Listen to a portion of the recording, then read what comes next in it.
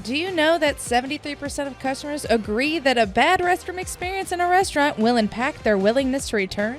Torque Sustainable Hygiene Solutions improve operational efficiency for a better guest experience and better business. What's up, everybody? Welcome to another episode of Extra Serving, a podcast from Nation's Restaurant News. I'm Editor-in-Chief Sam Oches, joined by my vacationing colleague, Alicia Kelso. Alicia, where in the world are you? I'm in Saugatuck, Michigan with my family, the most magical place on earth. There are not a lot of things that I love about Michigan, but one of the things I do love about Michigan is truly how beautiful and gorgeous of a state it is and how wonderful it is that you can go there for vacation. And so I am jealous. However, 2 days from now, I will be on the beaches of Maine. So I'm going to get my vacation in too. Don't you worry. I am ready for it. It's been a busy, busy summer and a busy couple of weeks because it is earnings season.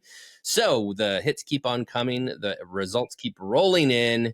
And we've got some big ones we're going to talk about today. Wingstop, Shake Shack, and then we'll get to Starbucks.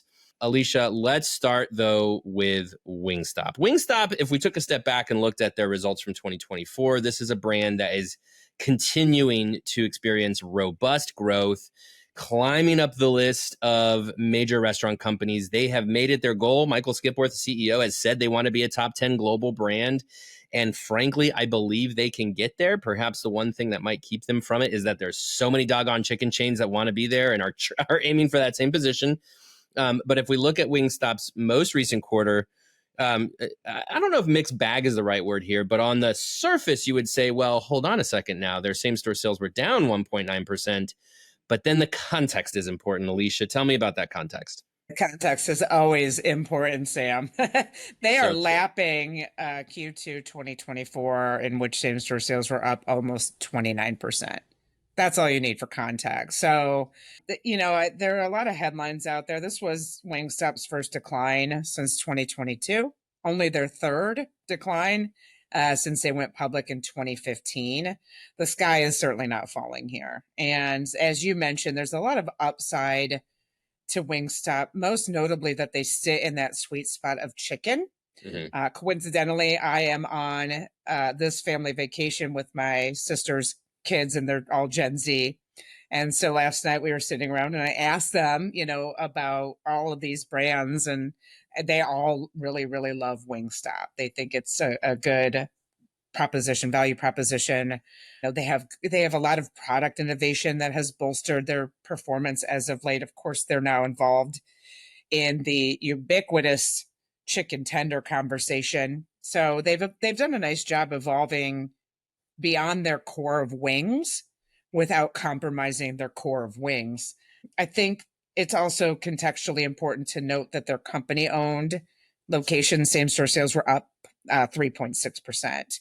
And that was driven mostly by traffic. Mm-hmm. And so obviously any company that has a mixture of company-owned and franchise-owned, you want to understand how the company-owned locations are doing, because that's a nice little easy playbook for franchisees to follow.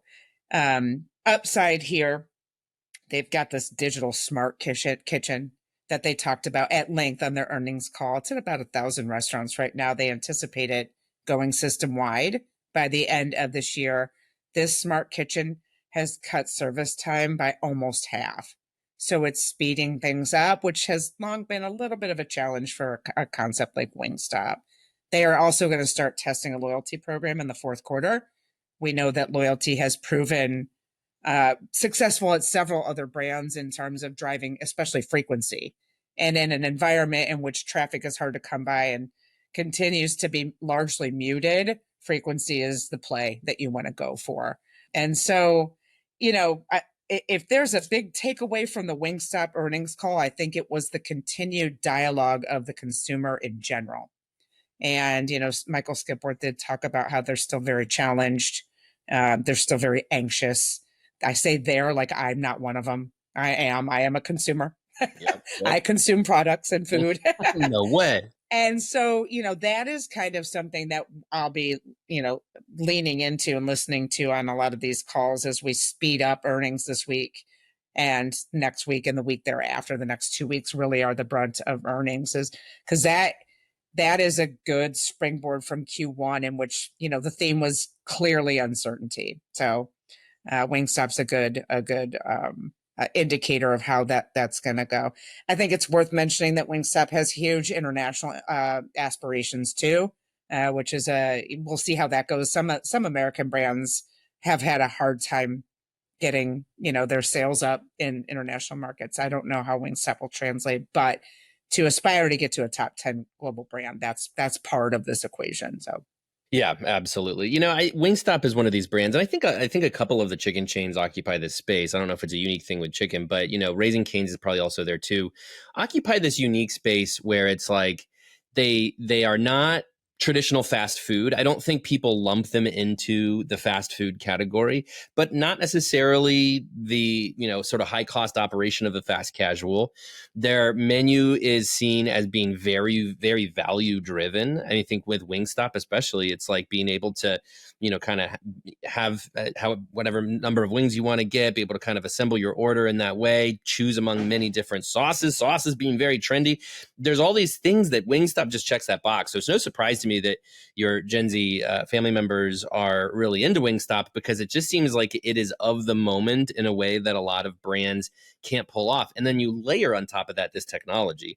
This is a brand that we've been talking about as a technology innovator for 10 years. I mean, going back to one of the first brands to really institute digital ordering and push for, they were on that mission for 100% digital ordering, which I don't know if you're ever going to get there, but like they were pushing for it, and they got pretty daggone high in that regard. Now with these smart kitchens, all of these things kind of operating in concert with each other and being able to cut, service times down by half. I love it when I hear restaurant operators with financial brains will often talk about restaurants in terms of this, like it's a math equation. At the end of the day, you can calculate, I need this much revenue to drive profit. And to accomplish this much revenue, I need to do this many sales by the month, by the week, by the day. And that's this many table turns or this much volume or whatever that is. And when I think about decreasing service time by half, I think about that math equation, which is like, now imagine what is possible. Where were those bottlenecks they were experiencing because of their high volume? Especially I remember one time I got Wingstop for the Super Bowl. I don't know what I was thinking. I don't know what I was doing. It wasn't a terrible experience, but I was standing in that Wingstop for probably 45 minutes waiting for my wings because the rest of the city was doing the exact same thing. So when you think about an experience like that Wingstop satisfies group occasions and satisfies, sports, activity, whatever, and you can cut down that service time. It will be fascinating to see how that can improve volume, therefore improve sales, because I just think that's an incredible thing that they're able to do. And since their menu is relatively simple in comparison to most restaurants, they're able to pull that off. So definitely one to keep an eye on with Wingstop. Like I said, I don't think top 10 is so out of the equation for them. It's just going to take a few years to get there. Okay, so let's shift our attention to Shake Shack. Shake Shack reported sales growth, although with another contextual need here. So 3.6% sales growth, but took about 7% on price, as I understand it. So I think it was 3% on price. 3% on price. I think so. It wasn't 7%. Okay, well, we need to. Well, I mean, I might be wrong, but I don't correct our NRN reporting. So yeah, that noise you just made, Alicia. 7% on price. Gosh, I mean, I hope not. I hope that's not the case. We're gonna. I'll tell you what. I'm gonna toss it over to you and then live fact check our. Please do, because I'm curious now. But first, I want to lob it over to you because Shake Shack. A couple of things. And you noted this, Alicia, they're going to increase their marketing spend here. They want to really, get the attention of the customer, but also ramping up unit growth. And they had said, they told us earlier this year, they said, hey, we want to basically like triple our unit count or something crazy. And they said up to 90 locations this year, and then continued ramping up of that growth in the years ahead. So Alicia, what do you think is key here for Shake Shack to Just at pull the off? edge of my seat waiting for that fact check. Yeah, so this is one of those interesting things where the market is just such a head scratching puzzle for me, because same store sales were up 1.8% and shares fell almost 20%. Yeah. So the expectation was 2.2%. Restaurant level profits were almost 25%, which I think that's a pretty remarkable headline as well. And Shake Shack is dealing with what everybody is dealing with right now, and that's higher input costs. So that, I think, explains why Wall Street kind of reacted the way it did. The big takeaway from Shake Shack is that it is going to start focusing much more heavily into that marketing spend. It's going to increase marketing spend to build buzz. It's had some success doing so. I mean, and that Dubai chocolate shake had a lot of organic tailwind. As an example, they're going to focus on their premium position, which I think is really wise, because QSR burger category is super soft right now. Now we'll see how Q2 goes, because all of the bigs have yet to report. But the first quarter and all of 2024 for McDonald's, Wendy's, Burger King, and Jack in the Box was super soft. So this, I think, gives Shake Shack a really good opportunity to sort of pounce on that. Everybody's talking about price right now, and Shake Shack is going to push the gas on how their premium position, you're going to get more for what you're spending, and everybody is spending more, everybody is charging more. And so this is just a way for them to capitalize on it. Shake Shack does not have the top of mind awareness, of course, as a Wendy's or a McDonald's. And they're going to try to change that by throwing more money at their marketing proposition here in the coming quarters. And it'll be interesting to see what this yields, because again, they are starting to build buzz with things like the Dubai chocolate shake and so on and so forth. So top of mind awareness is huge right now. It's just absolutely necessary, because there's too many restaurants for what people are able to spend right now. All right, Alicia, you ready for our live fact check? Yes. Need theme music for this, or something like beep, beep, beep, beep, beep, beep, beep, fact check, beep, beep, beep, beep, fact check. That's our fact check theme music, which every media brand needs. I hope that Spoons records that and uses it often. You're welcome, world. Yes. I was wrong. Here's what I did, but we're not all completely wrong, which is I was reading 2024 numbers. 2024 pricing was up 7% and sales were up 3.6%. The most recent quarter, 1.8% growth in same-store sales. And to your point, you were correct, 3% price. So pricing still outpacing sales growth, but not quite as drastically as what they had last year. So there we go. Fact check done. Well, and I did check Technomic this morning, because I was curious, because I was having that morning coffee conversation with my Gen Z folks. And, she lives in Cleveland, so she has access to a Shake Shack. And the average check for a Shake Shack is $16.70. The average check for McDonald's is $11.85. So there's a huge narrative going on, of course, that we see all over our social media whenever we post anything: too expensive, too expensive, too expensive. But there's still a huge gap between some fast casual concepts and quick service. I mean, I think sometimes that narrative does get a little bit carried away, that McDonald's is too expensive. And I think it still serves a lot of purpose for, for that lower check than compared to its fast casual and casual counterparts. Yeah, and it's interesting, going back to the sort of buzz mentality you're talking about.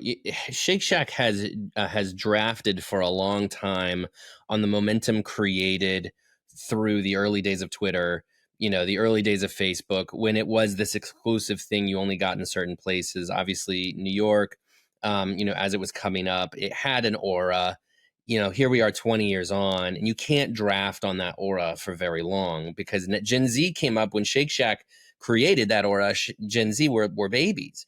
And so, to them, Shake Shack doesn't have necessarily that halo effect. And so they're probably, especially, nationwide, they didn't have, they weren't in a marketplace where it was embedded into those experiences. they're just going to look at this on that value perspective. And to your point, Alicia, it's like if I'm looking at an $11 average check and a $16 average check, and I'm 23 years old and I have limited income, yeah, I'm probably going to look at that $11 spend. By the way, remember, you have the Chili's of the world that's competing with the fast food category as well with their, was it the QPB? There we go. There's the letters in there. And they're able to come out with a value price point as well. And so again, I just don't think you have the luxury of expecting people to choose you for your quality alone. You have to be sort of that mixture of quality, value, accessibility. The Shake Shack by my house closed. It's about to become a Cava. There's an interesting thing for you. I probably shouldn't read too much into that. It's just good real estate, but they couldn't pull it off. Shake Shack couldn't pull it off over here. It was one of the mobile order drive-through locations. But like here in Columbus, I just don't think Shake Shack carries the same kind of weight. This is my personal opinion. I don't know if it carries the same kind of weight when you've got, of course, all over the city. I mean, this is a Wendy's town, so you also have just a ton of Wendy's you're contending with. So anyway, value proposition for sure. I want to make sure we drill into on that celebrity partnership element of this, because again, if you go back to the aura of Shake Shack, and once upon a time, celebrities were all too eager to, be photographed, dining at Shake Shack because it was like this sort of, status symbol or whatever. What do you see Shake Shack doing in that regard to get that attention? Oh, I don't know if they're going to hook their anchor to celebrity. I have a hard time believing they won't, because it seems like every brand is doing that now. If not a celebrity, then some type of pop culture reference. For example, the Happy Gilmore Subway tie up this week. My colleague, who's my editing partner, our colleague, excuse me, who's also my editing partner, Brett Thorne, and I had a pretty extensive conversation about this week, about how it seems that there are more celebrity partnerships picking up. And Sam, guess what I did? I talked to my Gen Z niece this morning. I love this little focus group you have. We need to put them to work. I know. I already did. It's like, you're gonna be my expert here this morning. But I do think there's a couple of things. And you think about it, Dunkin' has done this a huge amount, and so has its sister brand Baskin Robbins, just teamed up with Sydney Sweeney. But then you have Taco Bell did Doja Cat with the Mexican pizza. Wingstop has done a ton of sports celebrities, including my favorite, Paige Beckers. Chili's had a lot of success, obviously, with celebrity partnerships. Jack in the Box and Raising Cane's, they're both using Snoop Dogg. Why not? And so there's, I think, a few things. There's always been celebrity tie-ins. I mean, I grew up in the era of Michael Jordan and McDonald's. So I'm aging myself, but I don't care. Yeah, I remember Michael Jordan and McDonald's too. All right, thank you. That makes me feel better. But there's successful case studies here. And so I think this is such a copycat industry when you see Taco Bell have the success it did with the Mexican pizza because they put Doja Cat in front of it. Hey, why not? And again, beyond the celebrity, but the pop culture tie-in, McDonald's had success with the Minecraft meal. Maybe we should do that. Chili's is obviously a good example. There's also that top of mind stuff that we're talking about here. As mentioned, traffic is muted. There's a lot. This industry is really saturated. And again, I would probably argue too saturated for what consumers have to spend right now and their discretionary income as it applies to restaurants. So how do you get to top of mind awareness when those occasions are becoming fewer and further between? You hook your anchor to a celebrity. And as my Gen Z niece Lucy's told me this morning, we're also in the age of the influencer. So, we have I think we've got decision fatigue. We've got so much noise flying at us. I don't know what to feed my kid. And so if I'm, scrolling mindlessly while he's in the shower or something, and I see something, a celebrity telling me to eat Baskin Robbins, hey, you know what? That has saved me some time on the decision fatigue. It just kind of cuts through the noise a little bit. On one hand, it probably adds to it, of course, but it kind of cuts through it. And my niece Lucy made that point this morning. She's like, I don't know if I can't make a decision and I see a celebrity or an influencer that I like and I trust and follow, then I will at least try it. And I think that's huge. Trust, follow. Yeah. I mean, the trust is a big thing now too, especially where I think people trust people over brand, right? Mm, And so it's like no that's where question. influencers are really thriving right now, which is that your audience trusts your opinion versus the faceless entity of the brand. Now some brands have made that work in clever ways. Wendy's is another, is an example of how they developed a voice on their social media that I think people kind of sort of affiliate as a persona. But in general, I think we want to see people who with real emotion, real personality, and have that relationship with them, even if it's virtual, build that trust. And what they say, they say they like and suggest, we take that into account. Now that's gotten our whole world into a good amount of trouble, but as far as marketing goes, it's a very, very smart tactic. As far as that trouble goes too, it's funny you mentioned that Sydney Sweeney example, because here we are experiencing this bizarre lightning rod of a commercial she was in for apparel, and which is neither here nor there, but it's just to say there's risk associated. So obviously how you use that, how you select the celebrity, how you use that celebrity, all those are always things you have to take into account too. But yes, I mean, if you have a celebrity with a very big audience, and probably if they're a celebrity they do, then if you hook your wagon to that, then you're in pretty good shape, typically, assuming their audience is the audience that you want to come in. Now, I want to do one quick little detour before we jump over to Starbucks, because you've mentioned it a few times with Shake Shack anyway, but the Dubai chocolate trend just keeps humming along. And we saw IHOP now released Dubai chocolate pancakes that our colleague Brett Thorne posted about on TikTok, and I got hundreds of thousands of views because people love this Dubai chocolate trend. I have yet to try it. Alicia, have you tried it? I have not tried it either. This is kind of embarrassing for us, given our jobs. Well, has it trickled? I mean, presumably it's trickled into Columbus and Louisville by now. I think I have a IHOP somewhere near me, so I guess I got to go check it out. But I think we have to also just quickly highlight the power of the influencer and the social media with that trend as well, because here's something that none of us ever heard of until 6 months ago. And it obviously there is an intense focus on it on the social channels. Therefore, you see the brands running after that. I have to throw out one more. I might have mentioned this a couple of months ago, but I was talking with my friends at Coca-Cola earlier this week, and they were pointing out that they've just released their Sprite with tea product, and that was that came out of social media. That was something that somebody did on social media.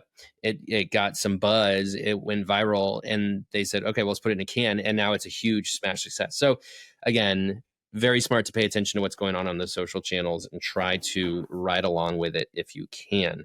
Okay, this is the point at which I bring on our extra serving. We've been a little slack on our extra servings this summer. It's the summer. We're trying to we're not trying to have that extra serving. We want to be fit and take care of ourselves, Alicia. Right? Right.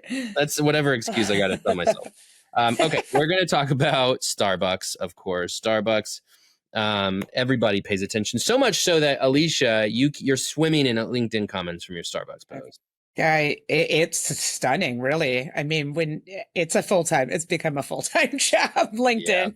Yeah. And whenever I post about Starbucks, I need to clear my schedule a little bit. But it shows the power. There's a lot of investment, a personal investment in this brand. And I think that is an opportunity.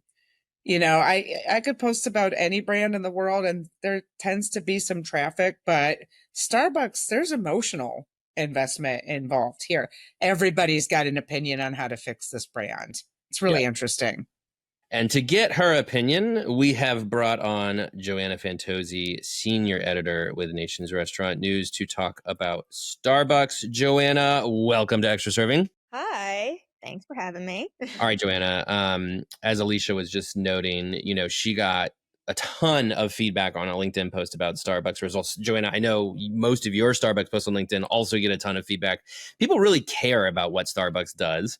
And so we've just gotten their most recent quarterly earnings earlier this week. And, not so great. 6th straight quarter of declining sales.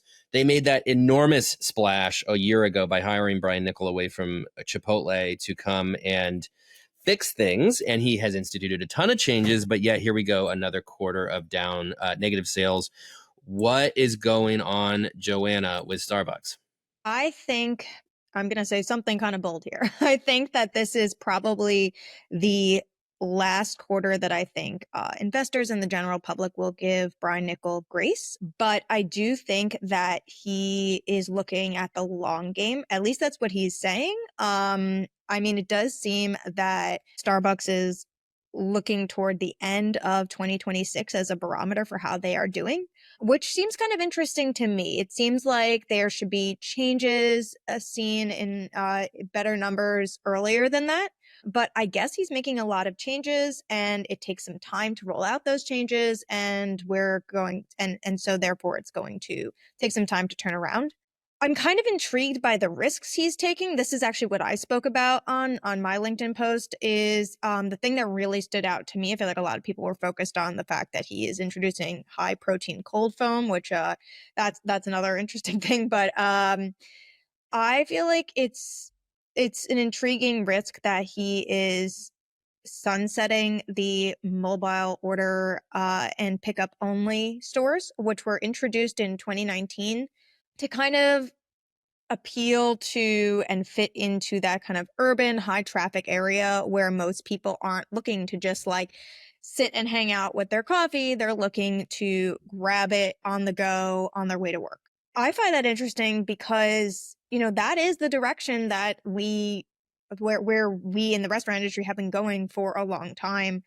And Alicia, you pointed out as well when we were talking about this when the earnings were happening, that it's so interesting that they're doing this because their competitors are kind of moving in the opposite direction. Luckin Coffee, which just came to the United States, they are kind of focused on mobile order only, and some of the up and coming brands like Seven Brew, Dutch Bros, which we talk about all the time, drive through. And I just feel like it's interesting that they are kind of taking in the opposite direction.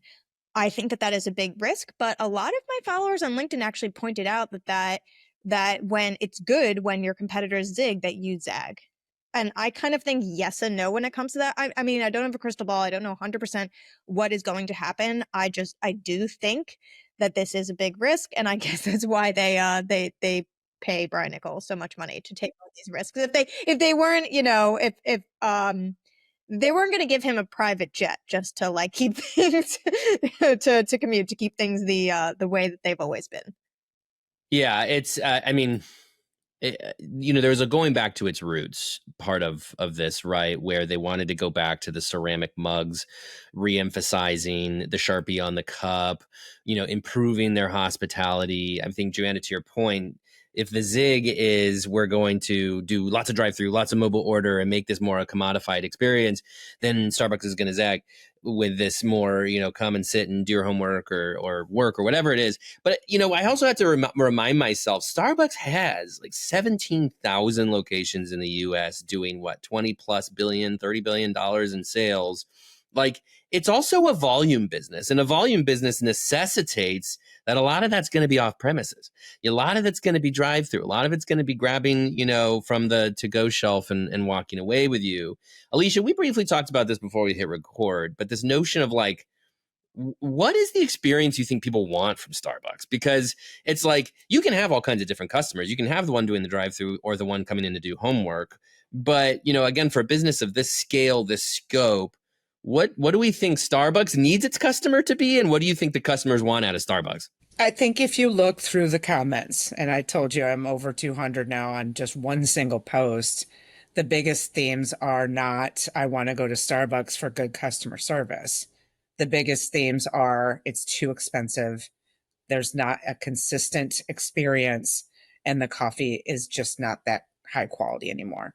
And I think it's, I think it's KISS. I think it's keep it simple, stupid, and I think the Starbucks conversation, and bless Joanna for having this as her beat, because it's like you want to talk about having that as a full-time job. Holy moly.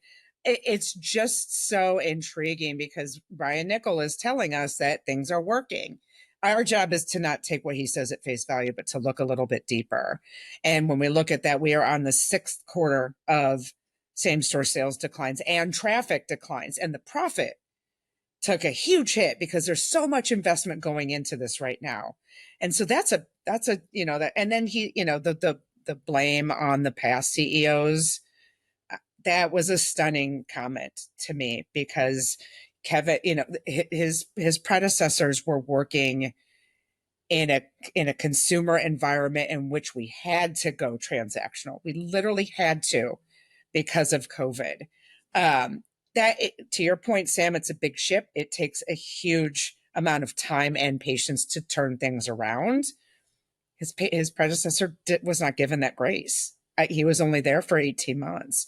And so, and then go to Joanna's point, when are we going to start getting itchy with what's happening with the progress that's not being made? I think Starbucks has a confluence of issues against it right now. One, the growing competition. Luckin just entered New York City. Luckin eroded a significant amount of Starbucks share in China. I think we pay attention to that, not to mention the Seven Brew and Dutch Bros and et cetera, et cetera. Two, is there an Ozempic factor here? I mean, there are some analysts saying that this is going to be a problem for a lot of the industry, where less people are drinking their calories. Maybe that's why Starbucks is going toward Maha. Three, they are going to upcharge for things like cold foam in an environment in which consumers are pulling back their discretionary spend, an environment in which most consumers are saying Starbucks is overpriced. We're going to start charging for cold foam. They had a lot of success with cold foam, but that's a lot of push and not enough pull, I think. And I think one thing I think it could be contributing here too is the breakfast traffic is down, I think, of almost 8%.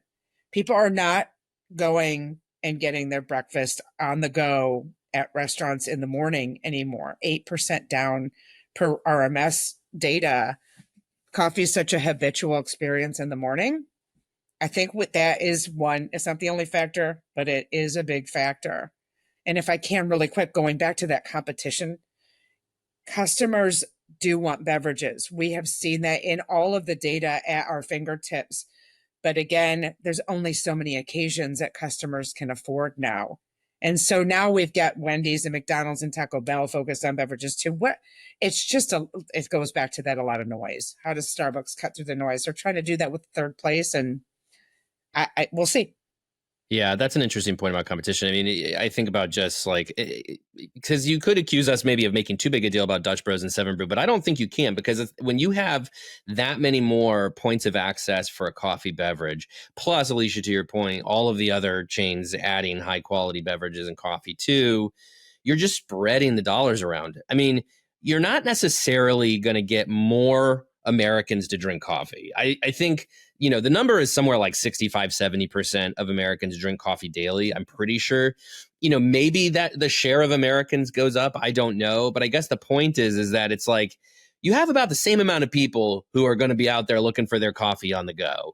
And if you have more points of access for that, you're going to start spreading the dollars around. So you really do have to give reason to come to Starbucks specifically. Joanna, I want to get your opinion on the competition part, but also, Joanna, what do you think about that sort of pricing comment that Alicia made? I mean, do we think Starbucks has just gotten too expensive, not a good enough value? A lot of people are saying, yeah, that's really expensive. And I have also noted, I feel like for me, I like to look at it from the customer perspective, like just like firsthand experience. And it's not necessarily just about the pricing, but it's also the value that goes with it. I mean, yes, I feel like it's sometimes whenever I order from Starbucks, and because I am a tea person, a matcha person rather than a coffee person, I get that it'll be a little pricier, but I'm usually in sticker shock kind of thing.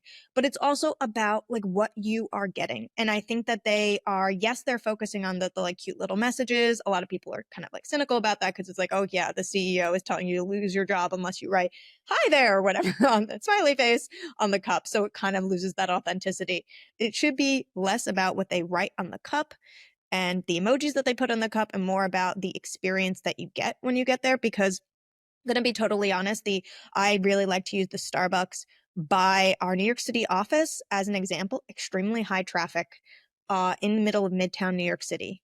it's a very small store, but it gets a ton of traffic. And whenever I go in there, whenever I order, it is complete chaos. Nothing has changed. Not to sound like I'm complaining, I guess there's sort of a reason. Like, I mean, Niccol has been here for 3 full quarters now, like 3.5 quarters. And I mean, nothing has changed at this store. This is a very high traffic store. It should be getting those digital menu boards.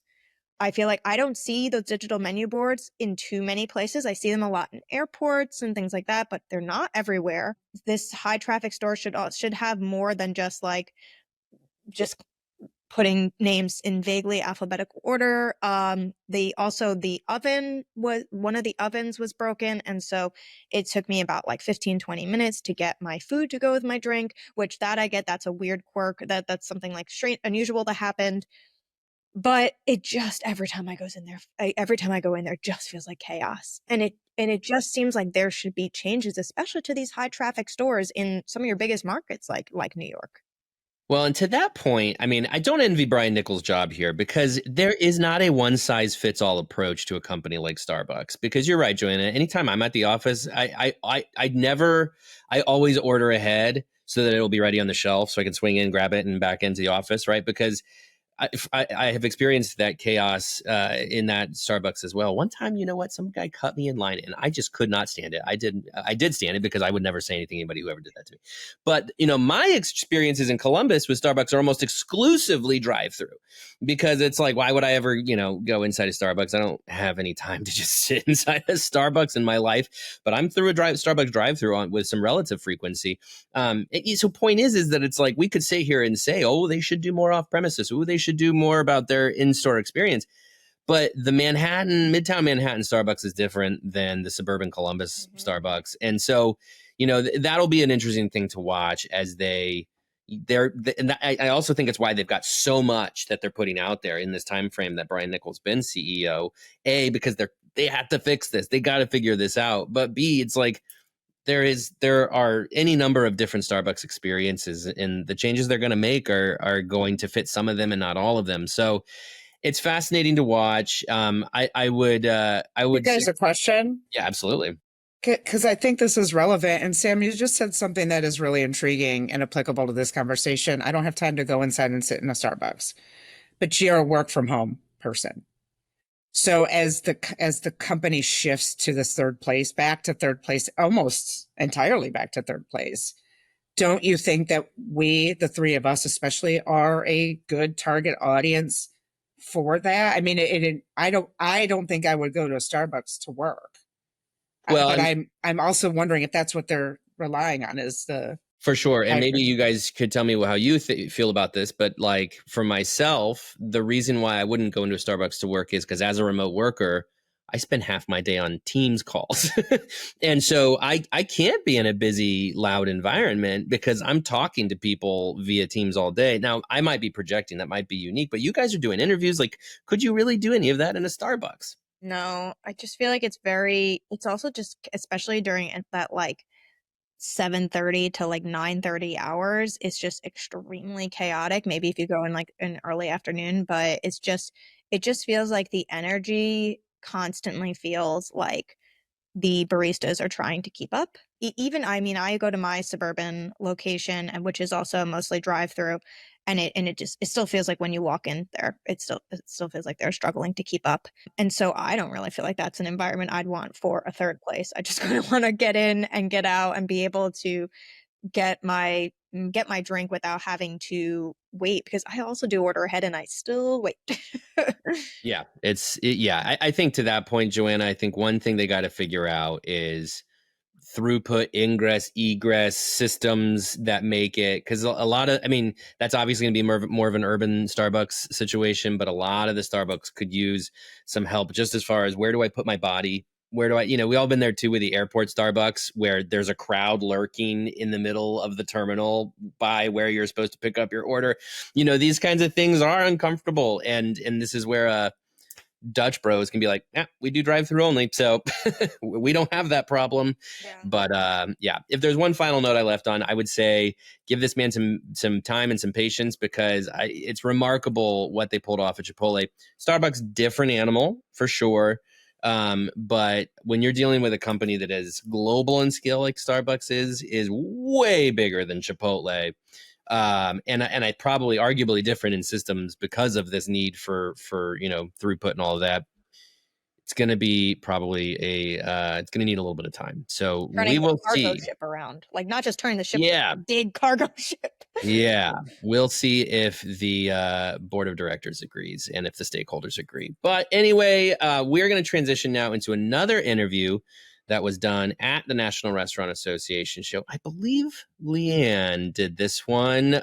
Kip Welsch, the president of VIA 313, our colleague Leanne sat down with him. And if I'm wrong about being Leanne and you're surprised to hear that it's somebody else, my apologies.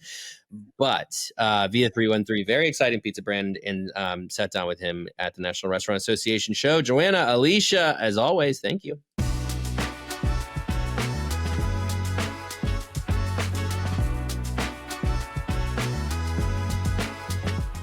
Do you know that 73% of customers agree that a bad restroom experience in a restaurant will impact their willingness to return?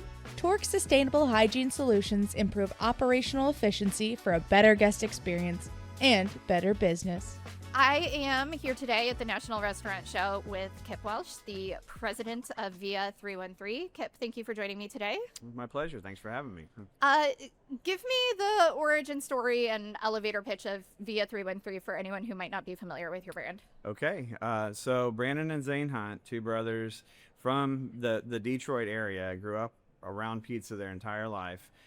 Zane was the first one to venture out of Detroit. He came down to Austin in 2009, and soon after Brandon followed Zane behind, and they were trying to find a place to get pizza that reminded them of home. And the Detroit style pizza, much different than Chicago or New York, and so they couldn't find anything that resembled what they were looking for. And so basically they had the intent of trying to start a brick and mortar. They started working through recipes, coming up with the dough recipe that they were happy with, shuttling ingredients back and forth, working through suppliers back in Detroit. And essentially they came up with something that they were really happy with. And then they sought out to, try to get some vested, interest, to get some people that would invest and help them get a startup going. And without having, they had a business model, but they didn't have the funds to back it or anything to really show. And so they were able to end up getting a trailer open. So kind of a small miracle with some of the funding. And they got their first trailer open in 2011 in downtown Austin. And it was kind of a slow ramp that just never, softened. They were very busy. They were finally able to get a second trailer open in their attempt to get a first brick and mortar building. And so, it took a couple of years to get to that point. They were finally opened in Oak Hill, which is West Austin, out 290. They opened to rave fanfare. They were anticipating kind of a soft opening that would slowly build. The opening night, they had people wrapped around the entire shopping center because people were so excited that they were getting a brick and mortar open. That ignited, it started to grow a lot of popularity for the brand. That led to essentially two more brick and mortar locations. Brandon and Zane built one at North Campus, which just sets off the UT campus in Austin, and then East 6th was the last of the ones before the acquisition. But they were trying, essentially, as they're growing the brand, to be able to continue to build restaurants. And one of the hard things, as everybody knows, is you don't want to leverage your existing assets in those restaurants and put that in jeopardy. And that's when they started to go outside and seek, a private equity investor to be able to help grow the brand. And after, I think, about 8 or 9 different, meetings and going through with potential investors, is how they landed on Savory Fund being the right fit, which they felt, was somebody who was very interested in protecting the integrity of the brand. And so that transaction happened in 2020. So from 5 restaurants, and now we're opening our 25th in Cyprus at the 1st of August in Pearland. So it's been a pretty rapid growth scale, but that is kind of the compressed story of how they got to Austin and how Detroit pizza become VIA 313. And obviously, for anybody who doesn't know, VIA is by way of, and then 313 is the Detroit area code. So that's how they finally landed on that name for our brand. That's awesome. And now you're starting to penetrate Utah as well? We are. We actually have five locations in Utah. Okay. we are looking to add more. It's been a very favorable market. It's catching on. I think the people really love it. There's not a whole lot of other Detroit pizza up there too, which has been great. Yeah. So with doing Detroit style pizza in places that are obviously not Detroit, how much of what you do is education, especially when you're entering a new market? Do you have to tell people what this is? 100%. A lot of our service model is really patterned around education for the guests. And so upon agreed, as somebody sits down, one of the first questions is this your first time to Via, or have you ever had a Detroit style pizza? The crust, being a more focaccia-like crust, Sicilian and descent, and then having the sauce on top after it comes out of the oven, I think is something that surprises most people. But then also building the crust all the way to the edges with the white cheddar and then the grande mozzarella, it's different. And I love watching the face of somebody who takes a bite of Detroit pizza the first time, especially our pizza, which we're very proud of. But they're not expecting it. And I think that sometimes it confuses them why the sauce is not underneath. We just opened 2 in Colorado in 2024 in Denver suburbs.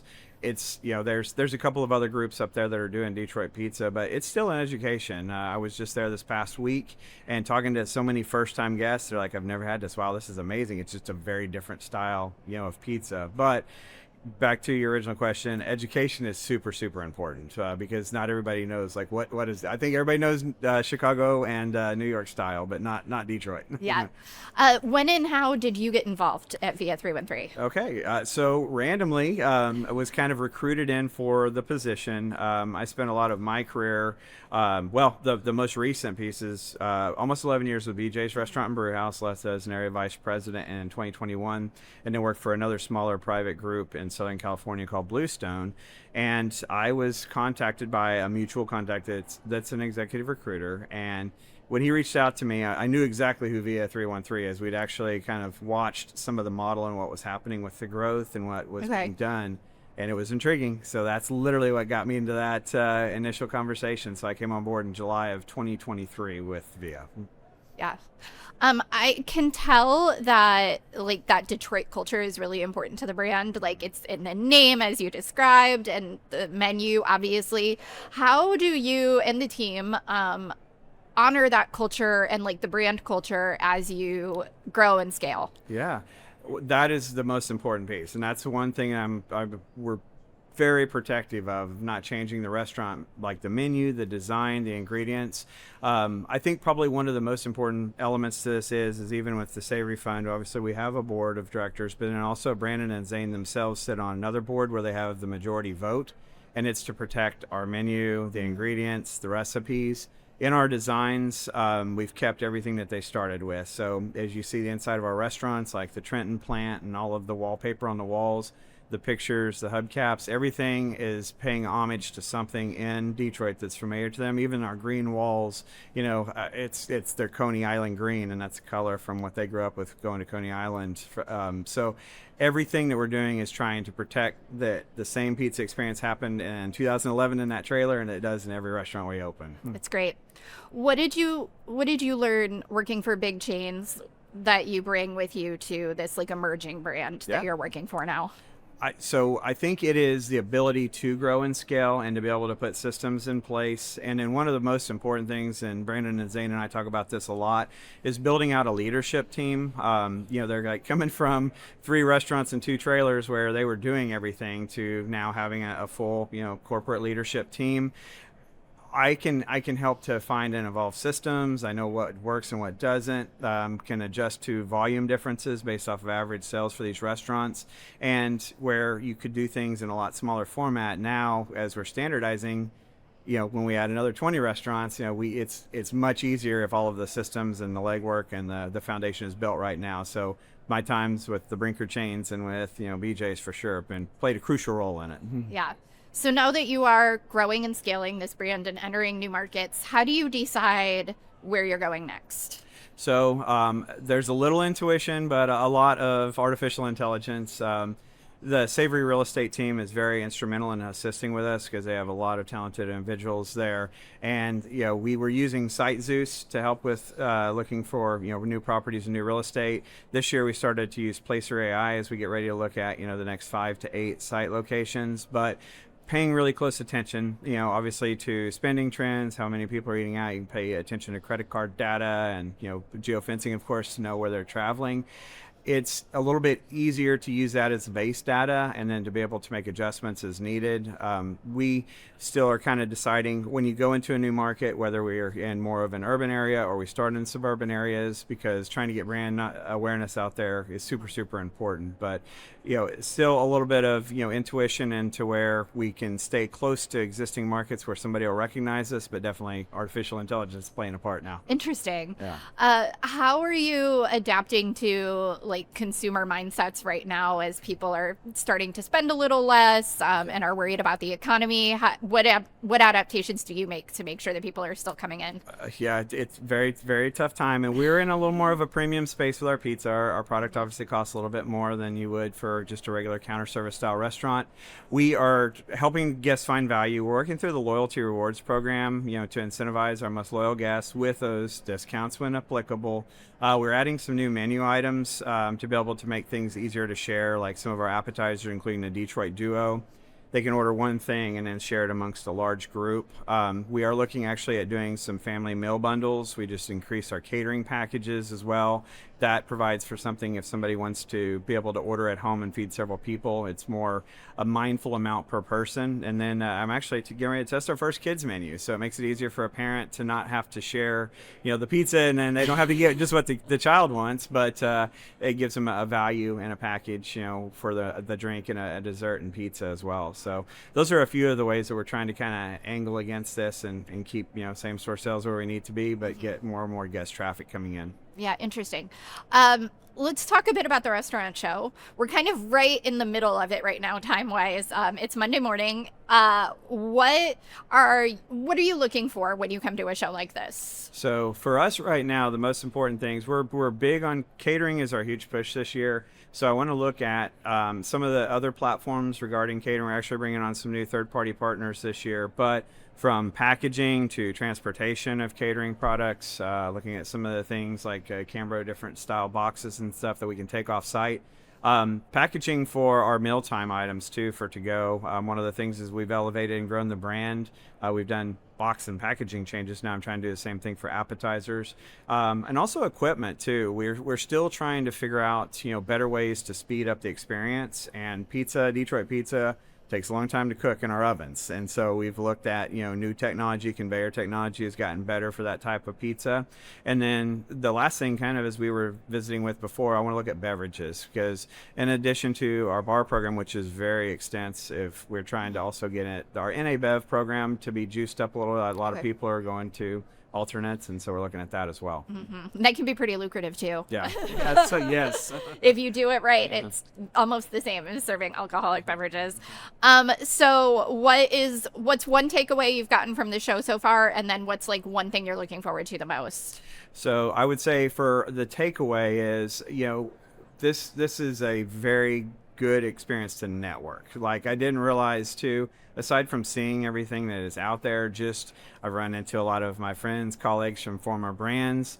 Some of those sidebar conversations, that's where we were helping to understand what's working for other brands and pointing us to vendors. Mm-hmm. Happened just yesterday at one of the booths, ran into a former executive from another brand, helped them find a solution that's going to be good for them. So I think for me, understanding aside from just the vendors, just the actual network that's going through.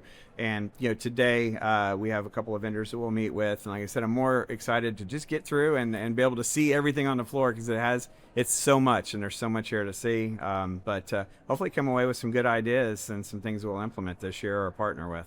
Cool. So what's ahead for Via 313? What are you excited about for the brand? So the growth is still the biggest thing. Like I said, we just actually completed a real estate and development meeting this past week. Looking at where we'll go next, whether it is backfilling existing markets or going into new markets. But I think of it as we're in the second inning of our brand. And so, we're in the people business too. We're growing a lot of people's careers as we're adding, and we're going to continue to innovate the menu. We added 3 pizzas to our menu 2.5 weeks ago. For the first time, we've added pizzas in 4 years. Wow. So they're getting monster traction. And I think that's a lesson for us, is that people are still wanting to see different toppings and different options, even though those favorites are there. And we're going to continue to punch up the menu as we go. What's your favorite thing on the menu? My favorite thing is absolutely the Bobo Brazil. Okay. So if you like heat and spice, it's got calabrese, it's got Italian sausage, then it's finished with the Mike's Hot Honey and then chili flake on it. Doesn't have the traditional Detroit style red sauce on top, which is kind of cool.